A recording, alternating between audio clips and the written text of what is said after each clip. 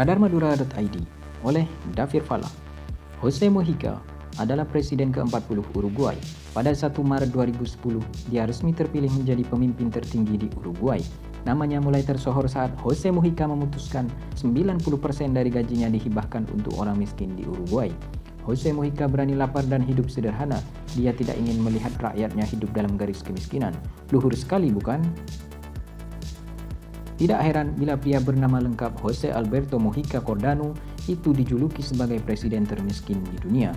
Terlepas Jose Mujica bagian dari koalisi partai sayap kiri, itu tidak penting dan bukan itu soalnya.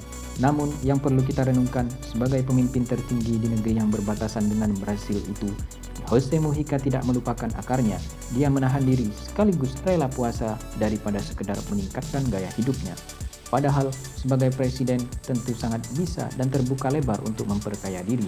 Mengeruk uang sebanyak-banyaknya bukan hal yang sulit, tetapi Jose Mujica tidak melakukan hal itu. Bagi Jose Mujica bukan sesuatu yang mustahil gonta-ganti mobil mewah, bahkan beli mobil listrik paling mahal pun juga sangat mudah didapat.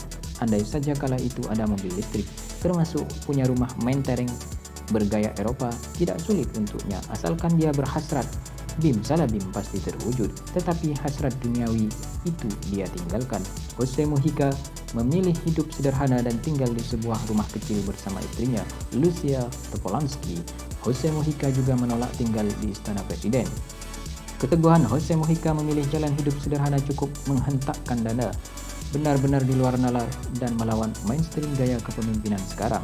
Lalu bagaimana dengan kepemimpinan Bupati Sumeneb Ahmad Fauzi? Tentu kurang elok dan objektif jika membandingkan dengan Jose Mujica, sebab Jose Mujica sebagai presiden, sementara Bang Uji menjabat bupati, jelas beda kasta. Namun cara Jose Mujica memimpin sebuah negara, Bang Uji patut menirunya, meski hanya beberapa bagian saja, terutama dalam berempati kepada orang miskin di Sumeneb. Di tengah angka kemiskinan yang terus melangit, kabarnya tahun ini perlu dicek akan ada pengadaan batik tulis. Setiap aparatur sipil negara atau ASN dibanderol Rp500.000. Sumber anggaran melalui APBD dan melekat di OPD masing-masing. Kabar ini berkembang di setiap obrolan di warung-warung kopi. Semoga saja salah dan tidak benar kabar tersebut.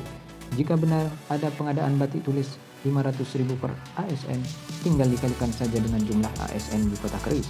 Ambil angka terendah jumlah ASN di Sumeneb 10.000, berarti 500.000 dikali 10.000 ASN hasilnya tembus 5 miliar rupiah. Andai uang sebesar itu diberikan kepada warga miskin berupa bantuan modal, betapa lebih solutif.